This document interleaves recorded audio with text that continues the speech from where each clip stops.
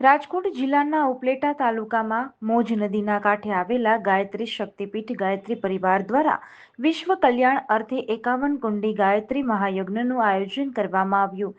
આ ધાર્મિક કાર્યને સફળ બનાવવા માટે ગાયત્રી પરિવારના ગિરીશભાઈ જોશી, દિલીપભાઈ ટીલાવત, પ્રફુલભાઈ ધિયા, રાજેશભાઈ શુક્લ, જીવનભાઈ દલસાણિયા, મહેશભાઈ રાઠોડ, કિરીટભાઈ માકડિયા, દિલીપભાઈ મહેતા, કિશોરભાઈ ભલાણી, રવિભાઈ પંડ્યા સહિતના લોકોએ જહેમત ઉઠાવી હતી। આ યજ્ઞના દર્શનનો લાભ લેવા શહેરના ધર્મપ્રેમી જનતા, ગામના ઉપરાષ્ટ્ર આગેવાનો, સામાજિક સંસ્થા તેમજ ઉપલેટા શહેરના તમામ સંસ્થાકીય આગેવાનો હાજર રહ્યા હતા। દિલીપભાઈ અમૃતલાલ તિલાવત ઉપલેટા ગાયત્રી શક્તિપીઠ ઉપલેટા આજ વર્ષોથી જ્યારથી સ્થાપના થઈ ત્યારથી 51 કુંડી ગાયત્રી યજ્ઞ એક વર્ષમાં કરે છે।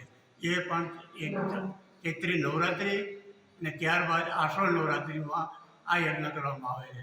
આ વખતે દશેરા પછી વરસાદ હોવાથી થોડું અમારે લેટ થયા છીએ, તો આ વર્ષે પણ યજ્ઞ વિશ્વની સુખ શાંતિ અર્થે, માનવ કલ્યાણ અર્થે આ યજ્ઞ કરવામાં આવે છે। ને આ યજ્ઞનું જે કાંઈ અમે કાંઈ કરીએ છીએ તે વિશ્વ સુખ શાંતિ માટે અને મારા ગુરુજીના માર્ગદર્શન નીચે યજ્ઞ કરવામાં આવે છે। આ યજ્ઞમાં કોઈ પણ જાતનું અદ્રવ્ય કે બીજા પદાર્થોનો કરતા નથી। શુદ્ધ ગાયનું ઘી અને વનસ્પતિ આવે છે હિમાલયની, એનો જ ઉપયોગ કરી અને આ યજ્ઞ કરવામાં આવે છે। આ યજ્ઞમાં અંદાજે દર વર્ષે 1200 થી 1500 માણસનું જમણવાર કરવામાં આવે છે।